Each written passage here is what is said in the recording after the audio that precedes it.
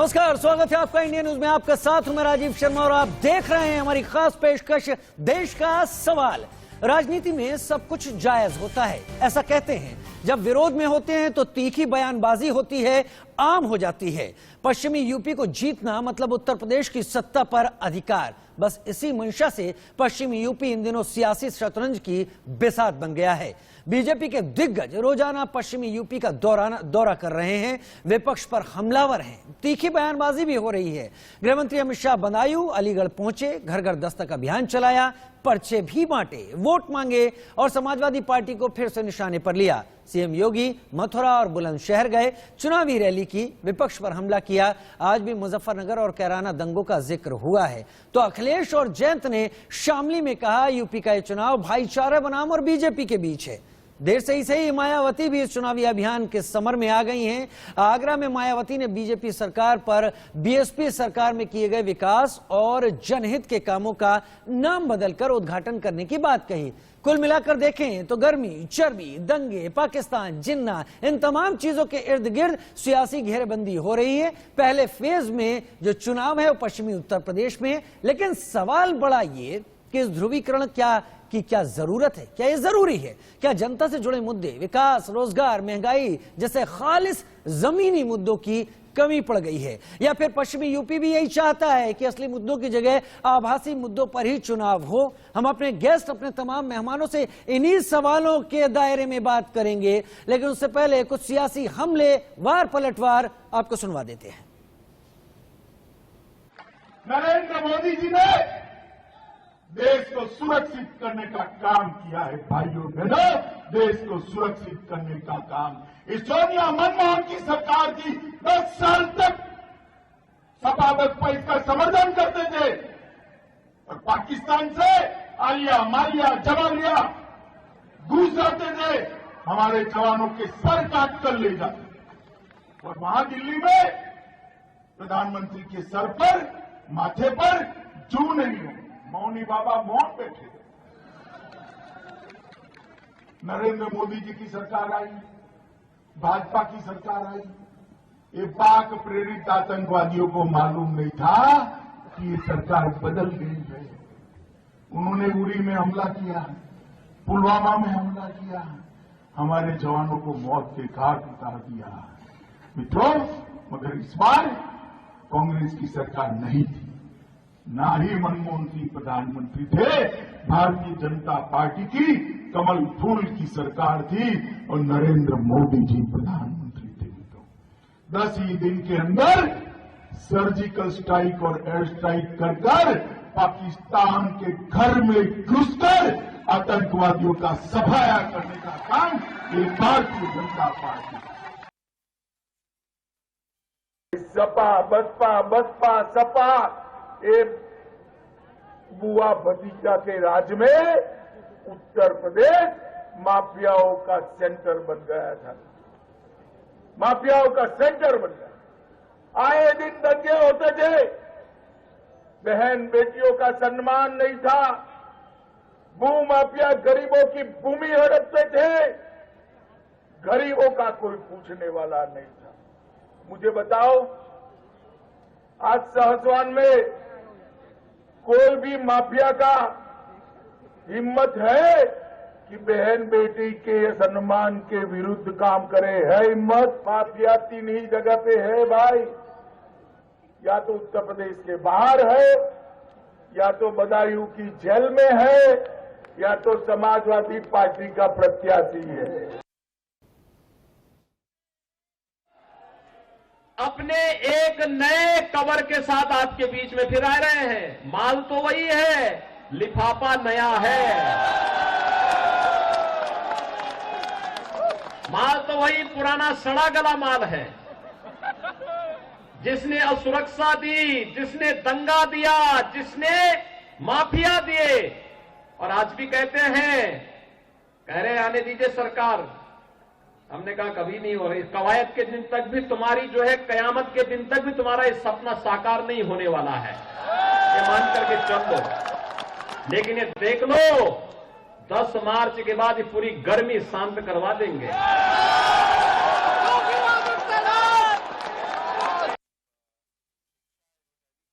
आइए ना,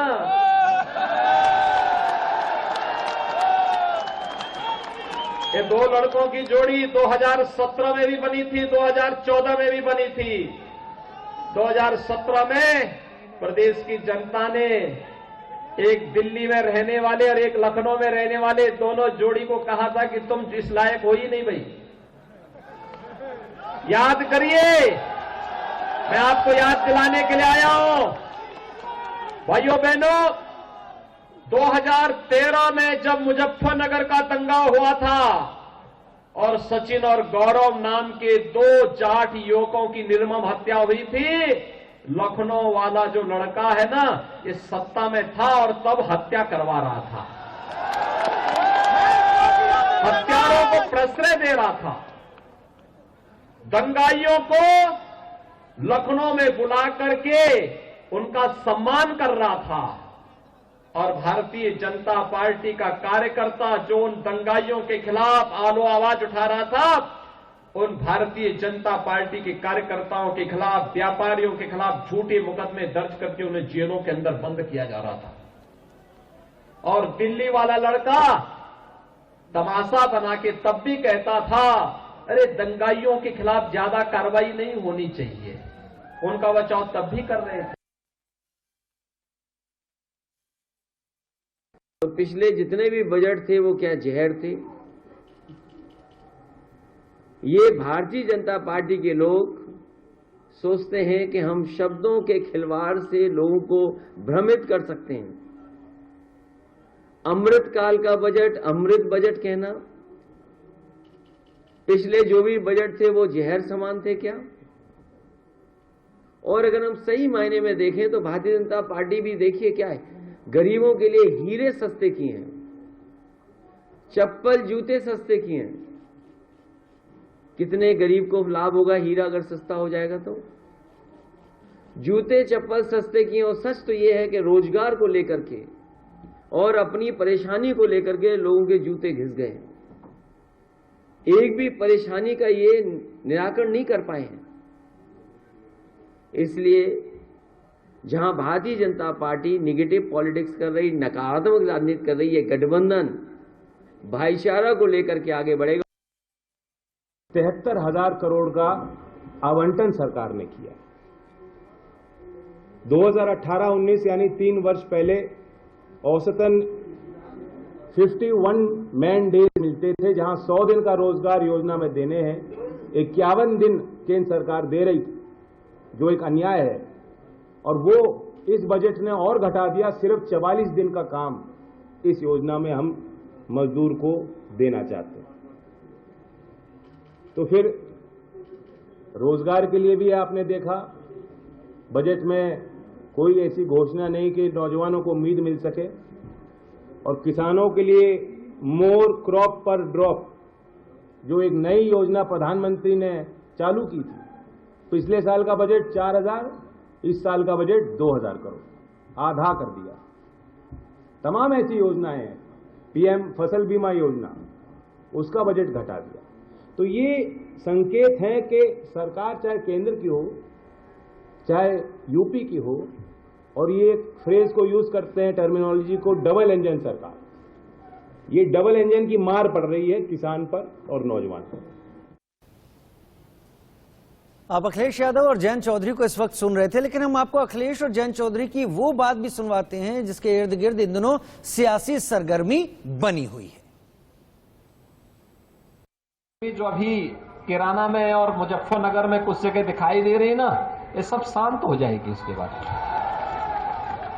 क्योंकि गर्मी कैसे शांत होगी, ये तो मैं मई और जून में भी इसको बहुत शिमला बना देता हूं। जो अभी चुनाव की घोषणा के बाद फिर अपने बिलों से निकल करके बिल बिला रहे हैं ना, ये गर्मी 10 मार्च के बाद फिर 24 घंटे के अंदर शांत हो जाएगी।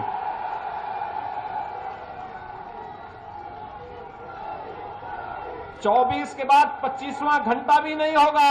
अगर हम और आप फिर चूक जाएंगे, आप सोचो शहंशाह के रंग और कितने बदल जाएंगे।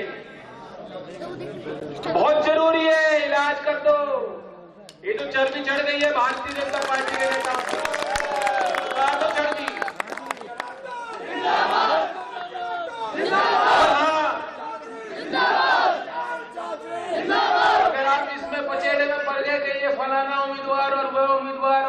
वो और चूक गए। आने वाले समय में किसी की हिम्मत नहीं होगी कि दिल्ली जाके किसान की बात करते। किसान कौन, किसान पहचान के लिए चुनाव है, ये मान सम्मान और हमारी लड़ाई है आगे की। माफ कीजिएगा, अखिलेश यादव और जयंत चौधरी नहीं, उत्तर प्रदेश के मुख्यमंत्री योगी आदित्यनाथ और जयंत चौधरी के बयानों की उस गर्मी और चर्बी की बात हम कर रहे थे, जिसके इर्द गिर्द अब सारी चीजें घूमती दिखाई दे रही हैं। सवाल करेंगे, अपने पैनल को आपके सामने भी लाएंगे, लेकिन उससे पहले बीएसपी सुप्रीमो यूपी चुनाव में सुस्त दिखाई दे रही थी, लेकिन अब पार्टी अध्यक्ष मायावती ने एक्टिव होने का एक सिग्नल दे दिया है। मायावती ने पश्चिमी यूपी में दस्तक दी। आगरा में मायावती ने बीजेपी सरकार पर हमला बोला। ये प्राइवेट सेक्टर के जरिए ही कराए हैं, जिसमें इनके लिए आरक्षण की कोई भी व्यवस्था नहीं है। सरकारी नौकरियों में भी इनका आरक्षण का कोटा भाजपा सरकार में भी पूरा नहीं किया गया है। मुस्लिम व अन्य धार्मिक अल्पसंख्यक समाज के लोगों के साथ तो बीजेपी की सरकार में अधिकांश इन्होंने पक्षपात वाला रवैया ही अपनाया है। इतना ही नहीं, बल्कि इस बार बीजेपी की सरकार में अपर कास्ट समाज में से विशेषकर प्रबुद्ध वर्ग भी हर मामले में अपने आप को काफी ज्यादा उपेक्षित रहा है। हमारे साथ कई खास मेहमान इस वक्त जुड़ रहे हैं। सीधे तारुफ करा देता हूं उन सभी का। स्वागत करता हूं जयराम विप्लव का, प्रवक्ता बीजेपी के तौर पर हमारे साथ शामिल हो रहे हैं। बहुत स्वागत है जयराम भाई आपका। अमीक जमई, प्रवक्ता समाजवादी पार्टी के तौर पर मेरे साथ शामिल हो रहे हैं, कुछ ही देर में स्क्रीन पर होंगे। बहुत स्वागत है अमीक जमई आपका भी। अतुल लोंढे साहब, प्रवक्ता कांग्रेस, मेरे साथ इस वक्त शामिल हो रहे हैं। अतुल लोंढे साहब बहुत स्वागत आपका। और चौधरी पुष्पेंद्र सिंह, अध्यक्ष किसान शक्ति संघ, कई बार हमारे साथ शामिल हो चुके हैं। चौधरी पुष्पेंद्र, आपको भी पूरा मौका दूंगा। आप खेती किसानी से लेकर वर्तमान बदलते राजनीतिक समीकरण की बात खुलकर करेंगे। मैं चाहूंगा कि हम सारे लोग जो भी हैं, मैं आप लोगों से बहुत कुछ सीखूंगा इस डिबेट के दौरान। विचारधारा आपकी है, उससे मुझे तर्क समझ में आएंगे कि क्या बात आगे रखनी है, तो सब एक दूसरे को सुने, कहीं बेहतर होगा। जयराम विप्लव, आपसे शुरुआत कर लेता हूं, पहला मौका आपको दे रहा हूं। विकास, रोजगार और महंगाई, जयराम विप्लव, ये ऐसे मुद्दे हैं जो पक्ष को भी अच्छी तरीके से पता है और विपक्ष को भी अच्छी तरीके से पता है। अब पश्चिमी उत्तर प्रदेश में पहला फेज इसमें क्या करता है? नाहिद हसन की अगर उम्मीदवारी आती है तो उसके बाद आप पलायन का मुद्दा बनाते हैं। मुख्यमंत्री योगी आदित्यनाथ गर्मी शांत करने की बात कहते हैं तो चर्बी उतारने की बात जयंत चौधरी करने लगते हैं। ये हो क्या रहा है, हम यही समझना चाहते हैं। क्या सारी राजनीति इन्हीं गर्मी और चर्बी के इर्द गिर्द आ गई है? यूपी जीतने चले थे लोग, यूपी जीतने की बात कर रहे थे, हम मुद्दों से छोड़कर इन सब चीजों में उलझ गए। जयराम विप्लव, राजनीति देखिए, चुनाव में जब जाते हैं और भाषण होते हैं 20 मिनट तो कहीं 40 मिनट, उसमें सारी बातें हमारे नेताओं की तरफ से की जा रही है और उसमें एक प्रमुख मुद्दा कानून व्यवस्था का भी है। हम जहां विकास को लेकर के चल रहे हैं तो कानून और शांति व्यवस्था भी पश्चिमी उत्तर प्रदेश हो या पूर्वांचल हो, जो माफियाओं गुंडों का आतंक उत्तर प्रदेश की जनता ने झेला है, वो भी कानून व्यवस्था एक बड़ा मुद्दा है। और सवाल है कि इन मुद्दों को लेकर के कौन आ रहा है। आपने नाहिद हसन के समर्थकों का बयान सुना, आपने आदित्य चौधरी का बयान सुना, आपने आज ही कल से वायरल है मेरठ के इनके विधायक, वो कह रहे हिंदू गर्मी, ऐसे शब्दों का प्रयोग लेकर के आते हैं। तो ये जो गर्मी बार बार दिखाने की कोशिश हो रही है, ये जो धौन हो रही है कि सपा की सरकार आएगी तो हम फिर से गुंडा राज लेकर आ जाएंगे, ये जो जनता को डराने धमकाने की कोशिश हो रही है, तो बतौर मुख्यमंत्री योगी आदित्यनाथ जी ने बिल्कुल सही कहा है कि 10 मार्च को यूपी की जनता फिर से उत्तर प्रदेश में कमल खिलाएगी और हमारी सरकार बनेगी। गुंडों माफियाओं की गर्मी को हम शांत करेंगे, गर्मी को हम शांत करेंगे। मैं अपने प्रोडक्शन कंट्रोल रूम से पूछना चाहूंगा, आपने मेरठ के विधायक रफीक का जिक्र किया, क्या हमारे पास उनका बयान है क्या? मैं चाहूंगा एक बार उस बयान को चलाएं, क्या उस बयान में कितनी सत्यता है वो भी सुने, फिर अमीक जमाई मेरे साथ हैं, उनसे सवाल करता हूं। इन 5 साल के अंदर पूरी हिंदू गर्दी मचाई उन्होंने, हर थाने में हिंदू गर्दी मचाई है। मैं कहना चाहता हूं दोस्तों, अगर ये सरकार बन गई ये तो गुंडा हो जाएगा, ये तो बदमाश हो जाएगा। मेरठ के अंदर साथियों, मेरठ के अंदर दोस्तों यकीन मानिए, मेरठ का नौजवान, मेरठ का मुसलमान कभी दबा नहीं है किसी से। लेकिन साथियों, इस सरकार ने आपको दबाने का काम किया, आपको कुचलने का काम किया, आपको खत्म करने का काम किया। दोस्तों मैं कहना चाहता हूं, आने वाला दौर दोस्तों ऐसा है, ये हालात बहुत खराब है, लेकिन इस सरकार से लड़ने के लिए कोई ताकत नहीं। सभी मेहमान मेरे साथ इस वक्त जुड़े हुए हैं। विप्लव साहब ने जिक्र किया इस बयान का, और बयान हमारे पास मौजूद भी था, मैंने सामने रखा। मैं सीधे अमीक जमाई आपके पास ही आता हूं। सवाल मैं तल्ख नहीं पूछूंगा, क्योंकि मैं आप लोगों से समझना चाहता हूं इस मुद्दों को, और जो जनता जो भी देख रही है वो तय करे कि कहां किसका जवाब पुख्ता है। विचारधारा की लड़ाई है अमीक जमाई साहब, लेकिन यह आती कहां से है इतनी तल्खी? इसकी जरूरत क्या है? जब इतने सारे मुद्दे विपक्ष के पास मौजूद हैं, तो इस तल्खी की जरूरत क्यों दिखती है?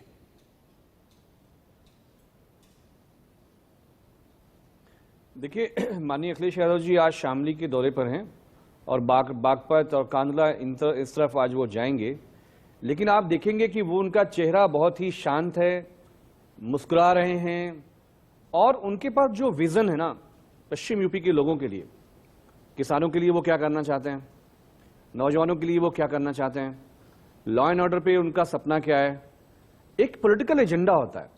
चलिए, कभी कभार आप पॉलिटिकल डिस्कोर्स में आप हीटेड बात करते हैं, लेकिन जब आप कंटिन्यू एक तरह की भाषा और तलखी और हाइपर होते हैं, तो आप भी अच्छे स्पीकर हैं, मैं जानता हूं एंकर साहब, और मैं भी एक ऐसे बैकग्राउंड से रहा हूं संघर्ष के, मुझे मालूम है कि लोग हाइपर कब होते हैं। हाइपर आप तब होते हैं कि जब आपकी जमीन खसक रही हो, जब आपके पास जनता के लिए कोई एजेंडा ना हो। तो उत्तर प्रदेश की जो 25 करोड़ जनता है वो जानना चाहती है कि भाई अखिलेश यादव जी क्या करना चाह रहे हैं। तो अखिलेश यादव जी ने कहा कि भाई ये जो धोखा दिया था 17 में 19 में किसानों को, एमएसपी लाएंगे, दोगुना उनको जो है हम आय का दोगुना दाम देंगे। ये जो आप शहीद किया था 700 किसानों को, जो हमारे लोग हैं उत्तर प्रदेश के, 25-25 लाख रुपया उनके लिए हम उनकी मदद करेंगे। महिलाओं की पेंशन, बेवाओं की पेंशन मुख्यमंत्री बाबा ने खत्म कर दिया था। अखिलेश जी कह रहे हैं हम 18,000 रुपये सालाना पेंशन देंगे, हम यूनिवर्सिटियां बनाएंगे। तो ये होता है आइडिया, कि जब आपके पास आइडिया होता है ना तो आपको गुस्सा नहीं आता है। और आप जानते हैं कि अखिलेश यादव जी का चेहरा बहुत सौम्य है और बहुत मुस्कुरा के वो हर बात को कहते हैं। वो इसलिए कहते हैं कि वो एक आत्मविश्वास है, आत्मविश्वास है कि 10 मार्च में भारतीय जनता पार्टी जयराम भाई मौका दूंगा आपको, मौका दूंगा जयराम भाई, पूरा मौका नोट करते रहिए, मौका दूंगा, मुझे पता है। लेकिन अमीक जमाई साहब, अखिलेश जी का चेहरा सौम्य है, आपने कहा कि किसानों का मुद्दा नहीं रहा, आप कहते हैं विधवाओं की पेंशन की, आपने यूनिवर्सिटी की बात की, अरे इतने सारे मुद्दों की लाइन आपने लगा ली। आपके विधायक हिंदू गर्दी की बात कर रहे हैं, शब्दों का इस्तेमाल, मतलब गुंडागर्दी से उसको कंपेयर कर रहे हैं। क्या जरूरत है? आप कह रहे हैं ना कि ये तलखी आती है, ये घबराहट आती है, ये जबान फिसलती है, ये तब फिसलती है जब जमीन खिसक रही होती है। क्या मेरठ में इस तरह की जमीन खिसक रही है आपके विधायक की, जो इस तरह के बयान दिए जा रहे हैं? इसे पोलराइजेशन ना कहूं तो क्या कहूं मैं? नहीं, मतलब मैं आपसे बहुत ही संजीदगी से इस बात को कहना चाहता हूं रिकॉर्ड पे, कि जब बाबा मुख्यमंत्री जी ने कहा कि अगर किसान लखनऊ आए तो बक्कल ताड़ देंगे, जाटों को कहा कि इनकी चमड़ी उधेड़ लेंगे, ठोक दो, किसी ने नहीं कहा, दो, चमड़ी उधेड़ देने का बयान आपने सुना होगा, हमने नहीं सुना। इस प्रकार के शब्द किसी ने नहीं कहे, ये इनकी मानसिकता है। जाट भी इनके लिए हिंदू है, ये हिंदू गर्दी भी बोलते हैं और उनकी चमड़ी उधेड़ने की बात भी कर रहे हैं। ये समाजवादी की माफियागिरी वाली भाषा है। किसी भाजपा के नेता, किसी मुख्यमंत्री मंत्री ने ऐसा नहीं कहा। इनके प्रवक्ता भी हाइपर हो रहे हैं, लगता है ना ये कुछ उनको समझा के आजकल भेजा जा रहा है। जाटों की चमड़ी उधेड़ने की बात यदि हम करेंगे तो मैं जवाब मैं तो मुस्कुरा के अपनी बात कहना चाहता हूं। अरे मुस्कुरा करके बात तो आजम खान भी कर रहे थे, वो जेल में है। मुस्कुराकर तो वैसी भी बात अच्छा, ये नहीं बताइए, करते। ठीक है मैं लौट क्या तो दोनों को वक्त देता हूं, मैं दोनों को वक्त देता हूं। मेरा अमीक भाई इस बहस में, अमीक भाई मेरे साथ दो और मेहमान भी हैं। खत्म किया आपने, क्यों खत्म किया, जनता को बताओ। अमीक भाई दो मेहमान मेरे पास और भी हैं और इस बहस में मुझे ये बात रखने का केवल एक ही जिक्र हुआ। आपने इतने मुद्दे गिना दिए, जब इतने मुद्दे प्रवक्ता के पास मौजूद हैं तो विधायकों के पास, तमाम बड़े नेताओं के पास वो मुद्दे जरूर होंगे। फिर पाकिस्तान एंट्री क्यों करता है, जिन्ना एंट्री क्यों करता है, ये सारे मुद्दे मौजूद है, घेरिए ना सरकार को। लेकिन मुख्यमंत्री ने जब गर्मी शांत करने की बात की तो चर्बी उतारने की भी बात हो गई। मेरा सवाल सिर्फ इतना, क्या इन मुद्दों से हटकर जनता के मुद्दों पर चुनाव लड़ा जा सकता है या उत्तर प्रदेश बिना पोलराइजेशन, बिना गर्मी के कहीं और नहीं जाएगा? मेरे साथ इस वक्त अतुल लोंढे जिस वक्त जुड़े हुए हैं। अतुल भाई, इस गर्मी और चर्बी के बीच में, इस हिंदू गर्दी वाले बयान के बीच में, इन तमाम दूसरे इस तरह के जो एडजेक्टिव होते हैं, विशेषण होते हैं, इनके बीच में लड़की हूं, लड़ सकती हूं, कांग्रेस कहां पर है? ऐसा है कि कांग्रेस ही एक दल बचा है जो विकास की बात करता है, जो नैतिकता से अपने मुद्दे है जो मतदाताओं में रख रहे हैं। नहीं तो ऐसा लग रहा है कि ये प्रदेश के मुख्यमंत्री है या किसी गिरोह के मुखिया है, इस तरह की बात जो करते हैं। 5 साल मुख्यमंत्री रहे हैं और क्या क्या एनकाउंटर हुए, ब्राह्मणों के क्या एनकाउंटर हुए हमने देखे हैं। फिर बाद में हमने गुप्ता जो है उनका एनकाउंटर देखा है, हाथरस देखा है। किस ब्राह्मण के एनकाउंटर को आप कोट कर रहे हैं, खुलकर बताइए। ऐसा है कि दुबे का एक काउंटर था, विकास दुबे वो अपराधी था, मैं आपके सामने बोल रहा हूं। अगर आप उसको जाति के खेमे में डाल रहे हैं तो मुझे दुख होता है। तो लोंढे साहब, वो अपराधी था।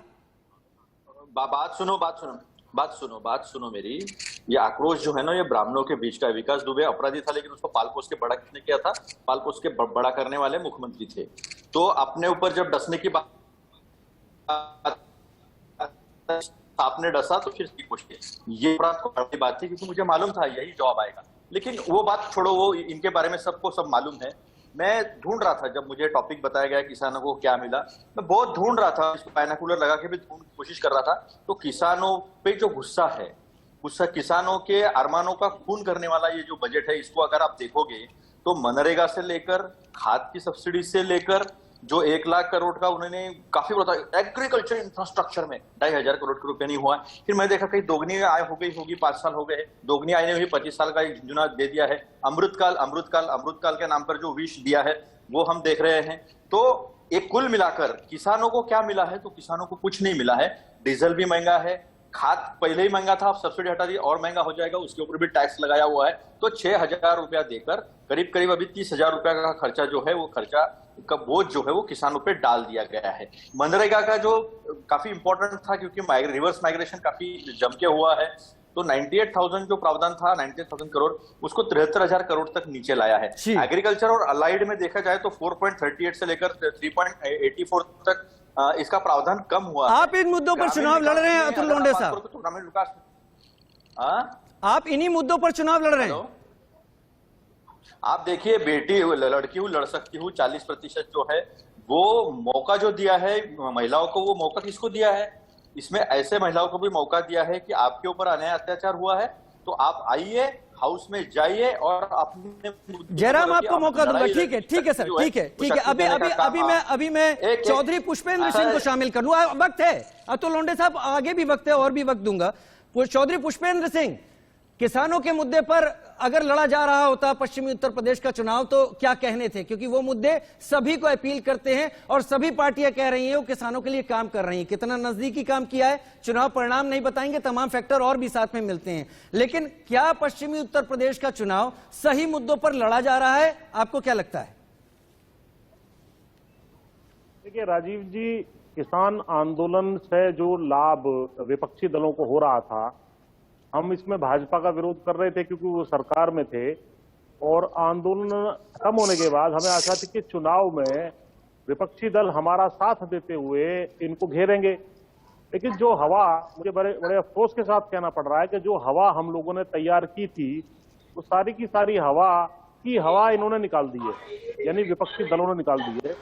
और अब ये खुद ही, भाई 2 बयान तो खुद अखिलेश यादव के हैं जिसमें वो पाकिस्तान जिन्ना का नाम ले रहे हैं। इनके विधायक तमाम तरह की बात कर रहे हैं, कोई हिंदू गर्दी की बात कर रहा है, कोई घूस भरने की बात इनके समर्थक कर रहे हैं, कोई गर्मी निकालने, चर्बी निकालने की बात कर रहे हैं। अरे भाई, इन मुद्दों पर ये भाजपा वाले चाहते थे कि आप आए जी, क्योंकि ये इनकी टिकट है, ये इनका पाला है। यानी बीजेपी जो चाह रही है विपक्षी दल उसी पर आकर अपनी बात रख रहे हैं। जी, बिल्कुल। जो विपक्षी दल है वो इसमें जो संयमित तरीके से इसको एक तरफा जो हमने हवा बना के दी थी उसको मेंटेन नहीं कर पा रहे हैं, उसको आगे नहीं बढ़ा पा रहे हैं। वो सारी हवा इन्होंने निकाल दी है, बड़े अफसोस के साथ मैं कह रहा हूं। अरे भाई, आप वहां जा रहे हैं, शामली जा रहे हैं, मुजफ्फरनगर आप वहां गए थे, आप सिसौली भी चले जाते जो किसानों का धन्यवाद भी देते और सिसौली भी जाके टिकैत साहब के सर पे एक पगड़ी बांध के आते कि आपका बहुत बहुत धन्यवाद, आपने जो है बड़ा अच्छा काम किया और हम आपके मुद्दों को आगे बढ़ाने का काम करेंगे। आपने एक जिक्र करना चाहिए था, जैसे टिकट वितरण में कुछ गड़बड़ियां हुई हैं। अरे भाई, मुस्लिम भाई क्या इसमें केवल वोट देने के लिए और दरी बिछाने के लिए रहेंगे? उनकी भी कोई भागीदारी होनी चाहिए थी उसमें। जो मुजफ्फरनगर में इन्होंने बहुत कम, क्या एक भी को भी इसकी टिकट नहीं दिया, जबकि 42% मुसलमान है वहाँ। तो इन्होंने वेस्टर्न यूपी की पॉलिटिकल रिप्रेजेंटेशन क्या होगी, सरकार बनेगी तो इन्होंने कहना चाहिए था जयंत चौधरी उप मुख्यमंत्री बनेंगे, कम से कम एक मुसलमान को हम जो उप मुख्यमंत्री बनाएंगे। तो पॉलिटिकल रिप्रेजेंटेशन नहीं दोगे क्या, जो इतना बड़ा वर्ग आपको जो है वोट दे रहा है? और बाकी जो है गन्ना का मुद्दा है, गन्ने का बकाया है और गन्ने का रेट है, उस पर आप चर्चा करिए। आलू के रेट की, मिनिमम सपोर्ट प्राइस की आप बात करिए। कल ये बजट आया है, बजट के सारे डॉक्यूमेंट्स हैं जिसमें ग्रामीण विकास मंत्रालय, कृषि मंत्रालय, पशुपालन, डेयरी, मत्स्य विभाग, उर्वरक सब्सिडी सब मिला करके 4,26,000 करोड़ थी पिछले बार, इस बार 3,82,000 करोड़ है। अरे आप लोगों को समझ नहीं है, आपके पास आदमी नहीं है, हमसे पूछ लिया करो। ये इन्होंने घटा दी है पिछले साल के मुकाबले। इस साल बजट ग्रामीण क्षेत्र के तमाम मंत्रालयों का जोड़ करके लगभग 10.5% घटा दिया है। इन सब मुद्दों को ना उठा के आप जो है गर्मी, चर्बी, भूस भर देंगे, फलाना कर देंगे, इसको काट देंगे, उसको पीट देंगे, इसी विकेट पे चले गए। जी, बहुत सही इशारा चौधरी पुष्पेंद्र सिंह, आप सही इशारा दे रहे हैं। मैं इसी पर बहस को आगे लाऊंगा। हेडलाइंस ले लेता हूं। जयराम विप्लव, तैयार रहिएगा। आप लोगों ने बजट कम कर दिया और सरकार कह रही है विकासोन्मुखी बजट है और आगे तक ले जाएगा देश को, कैसे समझाइएगा जरूर। हेडलाइन के बाद वापस आता हूं।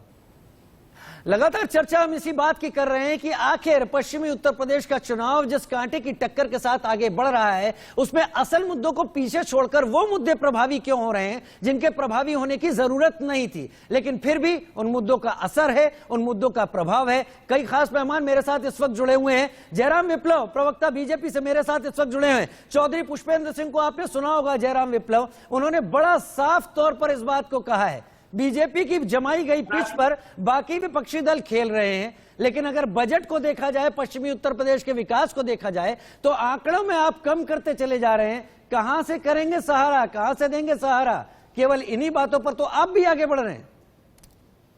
राजीव भाई, हमारी पिच केवल और केवल विकास और सुशासन है और कानून व्यवस्था की जो स्थिति है उसी के संदर्भ में हमारे नेताओं का जो भी बयान है वो आप दिखा रहे हैं। लेकिन दूसरी तरफ मैंने अपने पहले वक्तव्य में बताया था, एक लंबी फहरिस्त है नेताओं की जो लगातार सांप्रदायिक ध्रुवीकरण वाले बयान दे रहे हैं।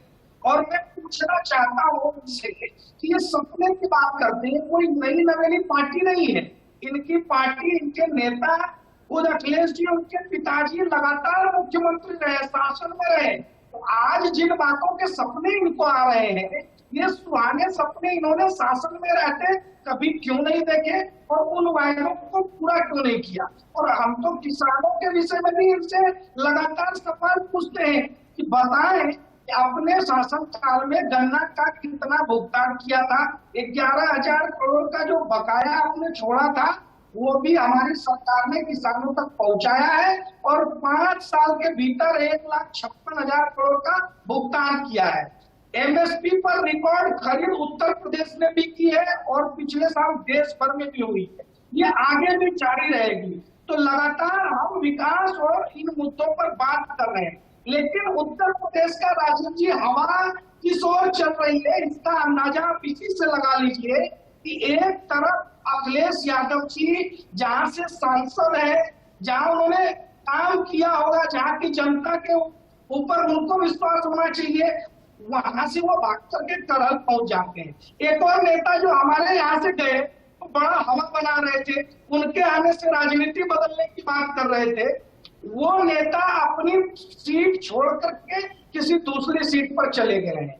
दूसरी तरफ हमारे मुख्यमंत्री हो या उप मुख्यमंत्री, दोनों अपनी परंपरागत सीट पर लड़ रहे हैं। अखिलेश जी ने तो कह ही दिया है, बीजेपी ने वापस उन्हें घर भेज दिया है। लेकिन आप पुष्पेंद्र जी के सवाल पर आइए। पुष्पेंद्र जी कह रहे हैं इस बजट में किसानों की जो बात थी उसमें आंकड़ों को पिछले बार जितना एलोकेशन था वो कम किया गया है, छोटे मोटे अमाउंट में नहीं, ज्यादा अमाउंट में। तो वो कैसे विकास की गति को आगे ले जाएगा पश्चिमी उत्तर प्रदेश में?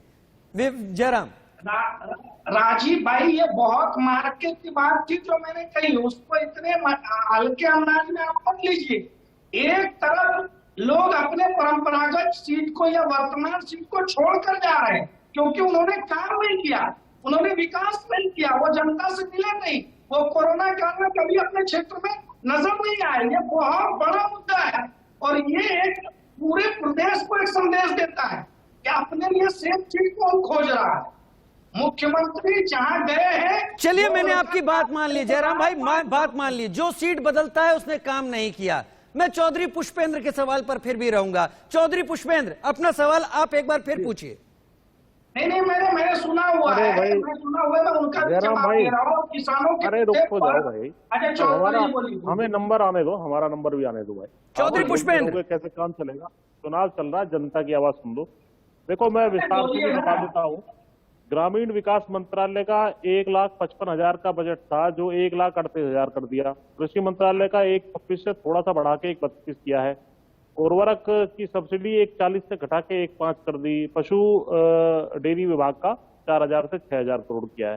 सारा जोड़ करके 4,26 और 3,82 है और ये 10% है एब्सोल्यूट टर्म्स में। और इसमें क्योंकि सारा बजट जो है लगभग 4.5% बढ़ा है और इन्फ्लेशन भी 4.5-5% के आसपास चल रही है, तो ये वास्तव में जो है 15-20% की घटोतरी है। श्रीमान जी, कोई भी अर्थशास्त्री इस बात को बता देगा। इसमें आप जो है इसको भी आपको ठीक करना चाहिए था। बाकी इनकी पिच, आप तो पिच बनाएंगे ही, हमें अफसोस रहेगा कि सारे मुद्दे जो है गर्त में चले गए। ठीक है जयराम भाई, सुन लिया आपने, बताएं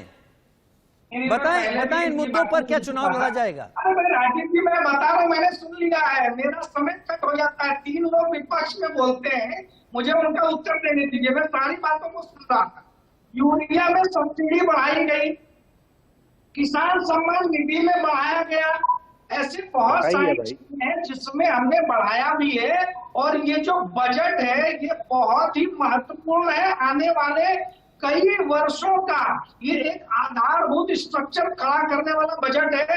और पूरे देश भर के अर्थशास्त्रियों ने ये कहा कि चुनाव के समय में जब आमतौर पर यह देखा जाता था कि लोक लुभावन बजट प्रस्तुत करके तमाम तरह के केवल वायदे और घोषणाएं करके अपने वोट बटोरने की कोशिश होती थी, वैसे समय में भारत में सरकार ने एक ऐसा बजट लाया है जो आज से लेकर के आने वाले समय मैं इस बात का समर्थन करता हूं, क्योंकि हमें भी लग रहा था ये लोक लुभावन और चुनावी बजट हो सकता है। वैसी चीजें नहीं दिखी। एक तरीके से चुनावी मामलों में थोड़ा रिस्की रहा आपकी तरफ से, लेकिन ऐसा रहा। अमीक जमाई साहब मेरे साथ प्रवक्ता समाजवादी पार्टी जुड़े। अमीक साहब, जिन बातों को चौधरी पुष्पेंद्र मुद्दा बना रहे हैं उन्हें आप क्यों नहीं बना पा रहे हैं? आपकी पार्टी क्यों नहीं उभा रही है? क्यों चौधरी पुष्पेंद्र को यह कहना पड़ रहा है कि बनी बनाई पिच किसानों की वो आपने खराब कर दी और आप दूसरे मुद्दों पर इस चुनाव को लड़ रहे हैं? अमीक जमाई, देखिए, समाजवादी पार्टी जो है शुरू से नेताजी के ज़माने से किसान हितैषी सरकार रही है। अगर आपको मालूम हो कि सिंचाई जो है नेताजी के ज़माने से, सिंचाई, पढ़ाई, दवाई, 3 चीज़ ये नेताजी ने उत्तर प्रदेश में गरीब जनता के लिए मुफ्त शुरू किया था। तो हम ये कह रहे हैं कि 2-3 चीज़ें कि क्या बात है कि संयुक्त किसान आंदोलन जो था 3 दिन पहले पूरे उत्तर प्रदेश में हर जिले के मुख्यालय पे प्रदर्शन कर रहा था, विश्वासघात दिवस मना रहा था, क्योंकि भारतीय जनता पार्टी ने, इस देश की सरकार ने उनसे वादा किया था एक निश्चित समय में एमएसपी गारंटी कमेटी बना के आपके साथ बैठक करके हमारे पुष्पेंद्र भाई का जो मामला है वो हल कर दिया जाएगा। लेकिन किसानों के साथ विश्वासघात किया। इसलिए माननीय अखिलेश यादव जी ने बहुत ही साफ कहा कि समाजवादी सरकार, आरएलडी जी की जो सरकार बनेगी, वो सरकार में सबसे पहले कैबिनेट में जो काम होने वाला है वो सिर्फ इनकी पुष्पेंद्र जी की बात नहीं है, किसान पूरे देश का है। राजा रंग को खिलाता है, ये बीजेपी वालों को भी खिलाता है। लेकिन हमने कहा कि पहली कैबिनेट में एमएसपी देने का काम समाजवादी लोग करेंगे। हमने कहा कि 300 यूनिट बिजली और ये जो सिंचाई है हमारे किसानों की जो ट्यूबवेल से होती है, समाजवादी पार्टी अपनी तरफ से देगी, क्योंकि जो किसानी पे संकट है, जो किसान टूट गया है पिछले 2-3 सालों में, समाजवादी पार्टी चाहती है कि उनमें इन्वेस्ट किया जाए। और अब आ जाइए बजट पर। आज देश के प्रधानमंत्री देश को संदेश दे रहे थे, किसानों के लिए आपने क्या किया है? आपने इसमें हमारा ये जो प्रधानमंत्री फसल बीमा योजना थी, आपने इस बीमा में उसका बजट आपने कम किया, 500 करोड़ के आसपास बजट आपने कम कर दिया। आपने जो मनरेगा है, मनरेगा जो ग्रामीण जो रोजगार प्रोवाइड करता है, आपने उसका बजट कम किया। आपने किसानों के बारे में कहा था कि आप उनको पेंशन देने का काम करेंगे। तो ये जो उत्तर प्रदेश में अखिलेश यादव जी महिलाओं को, वृद्धाओं को, विधवाओं को पेंशन देते थे साल में 6,000 रुपया, वही सरकार ने खत्म करके किसान निधि में दे दिया। इसलिए समाजवादियों ने कहा, अमीक भाई देखिए, 18,000 रुपया सालाना अंतहीन तो नहीं बोला जाएगा, लेकिन मुझे ऐसा लग रहा है जैसे प्रवक्ता के तौर पर आपके पास बहुत सारे मुद्दे हैं और ये मुद्दे आप एक एक करके बिना कॉपी देखे हुए गिना रहे हैं। फिर पार्टी के पास इन मुद्दों का अकाल क्यों पड़ जाता है? पार्टी घूम फिर कर उन्हीं पोलराइजेशन वाले मुद्दों पर क्यों जाती है? अतुल लोंढे साहब, कुछ बदलाव देखते हैं जब तक ये चुनाव के सारे फेज होंगे, या फिर हमको एक कॉपी खोल लेनी चाहिए, ये सारे वर्ड्स को लिखना चाहिए जो ऐसे ध्रुवीकरण करा रहे हैं? नहीं, एकदम सही बात है कि जनता जो है वो देखती है, जनता को समझ में आता है। अब ये बजट का जहां तक सवाल है, ये बजट कौन से परिप्रेक्ष्य में आया है? 84% लोगों का परचेसिंग पावर कम हुआ है। 4.5 करोड़ से ज्यादा लोग एब्जेक्ट पॉवर्टी ने 2 वक्त का खाना जो लोग जुटा नहीं सकते, उनकी वो अवस्था है। 14 करोड़ से ज्यादा लोगों ने अपने रोजगार खोए हैं और कितनी लाशें गंगा में बही है कोरोना में, हमने देखा है। लेकिन उसके मद्देनजर जो बजट आना चाहिए था, 60 लाख छोटे और मंझोले उद्योग बंद हुए हैं, उसके मद्देनजर पे कोई ये नहीं कहेगा कि लोक लुभावन बजट हो, लेकिन उसके मद्देनजर रखे रोजगार को निर्माण करने वाला बजट होना चाहिए था, महंगाई को कंट्रोल करने वाला सब बजट होना चाहिए था। ये दोनों को मिला जुला कर जो होना चाहिए तो वो हुआ नहीं है, बल्कि झूठ बोला गया है। 11.5% नॉमिनल ग्रोथ बताते हैं और एक्चुअल ग्रोथ, रियल ग्रोथ जो है वो 8.5% बताते हैं। तो क्या सिर्फ 2.5% इन्फ्लेशन है? फिर आप इकोनॉमिक सर्वे में दिखाते हो कि इंपोर्टेड इन्फ्लेशन का बहुत डर है, जो आज 5.59% सीपीआई है, और ठोक तो पूछो मत, ठोक तो 14% के आसपास चला गया है। इसके बावजूद अगर ये आंकड़े झूठे बताते हैं और फिस्कल डेफिसिट की जो बात करते हैं कि जो 6.9% है वो 3 साल के तीसरे बजट में 4% हो जाएगा, इसका मतलब ये पूरा बजट ढकोसला है, ये झूठ है। 2015 के बजट का भाषण देख लो, 2019 के बजट का भाषण देख लो, उसी का रिपीटेशन इस भाषण में, वही योजनाएं जो नाम बदल के आई है। चलिए लेकिन अतुल जी पूरा जोर इस वक्त आने वाले चुनाव को देखते हुए है। चुनावी बजट नहीं है ये, आप भी मान रहे हैं, लुभावना बजट नहीं है, सभी मान रहे हैं। मैं अब 10-10 सेकंड आप सभी को दूंगा वक्त का। मैं सबसे पहले जयराम विप्लव, मुझे आपसे जवाब ये चाहिए, क्या बीजेपी ये संदेश देना चाह रही है कि अगर समाजवादी पार्टी सत्ता में आ गई तो कैराना दोहराया जाएगा? और क्या आपको लगता है कि समाजवादी पार्टी ये संदेश दे रही है कि बीजेपी आ गई तो किसानों के साथ और मुस्लिमों के साथ ठीक व्यवहार नहीं होगा? क्या इसी पर चुनाव है? राजीव भाई, कांग्रेस पार्टी के लिए बस इतना कह दूं कि पीढ़ियों से, 3 पीढ़ियों से एक ही रटाया हुआ भाषण दे रहे हैं, गरीबी हटाएंगे और 85 पैसे इनके बिचौलिए खा जाते थे। अब आते हैं आपके सवाल पर। भारतीय जनता पार्टी का संदेश साफ है कि भारतीय जनता पार्टी चुनकर आएगी तो कानून व्यवस्था और सुशासन को बरकरार रखेगी। समाजवादी पार्टी ने अपनी पहली सूची जारी करके और उनके विधायक उम्मीदवारों ने लगातार बयान दे करके, धमका करके, डरा करके ये साबित कर दिया है, अगर सपा आएगी वापस वही गुंडागर्दी, माफिया राज और दंगाइयों का राज होगा। फिर से आतंकवादियों के ऊपर से मुकदमे वापस लिए जाएंगे, अपराधियों के ऊपर से मुकदमे वापस। ठीक है, अमीक जमाई, मेरा सवाल वही आपसे भी है। क्या बीजेपी संदेश दे रही है कि आप सत्ता में आए तो कैराना दोहराया जाएगा, और आप संदेश दे रहे हैं बीजेपी आई तो मुसलमान और किसानों के ऊपर मार पड़ेगी?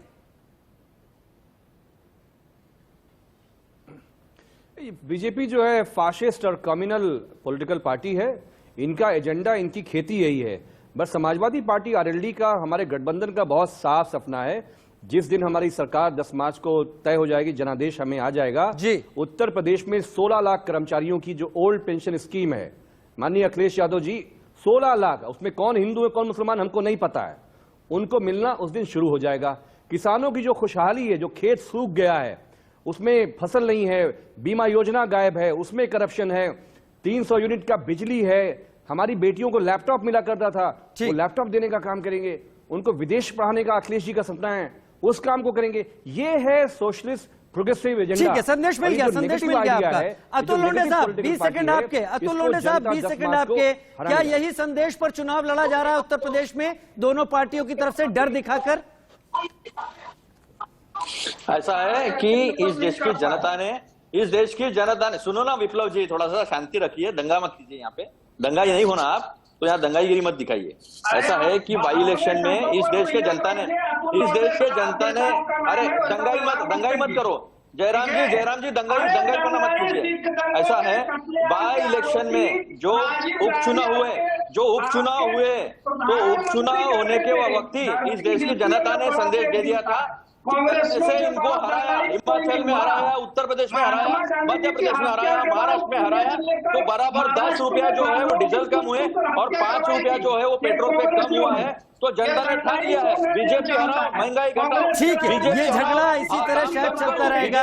पुष्पेंद्र जी 20 सेकंड से ज्यादा नहीं, समय नहीं है। पुष्पेंद्र जी, सिर्फ और सिर्फ पुष्पेंद्र जी, क्या डर दिखाकर चुनाव लड़ा जा रहा है उत्तर प्रदेश का? किसी गिरोह का मुखिया है, ऐसा लगता है गिरोह का मुखिया है, प्रधानमंत्री ने ऐसा नहीं लगता, नहीं है ऐसा नहीं लगता, ये मुख्यमंत्री ऐसा लगता है गिरोह का मुखिया है भाई। मेरा कहना ये है, अरे विप्लव भाई रुक जाइए भाई, अच्छे टाइम पे मत बोलिए आप। विप्लव जी दंगा मत कीजिए।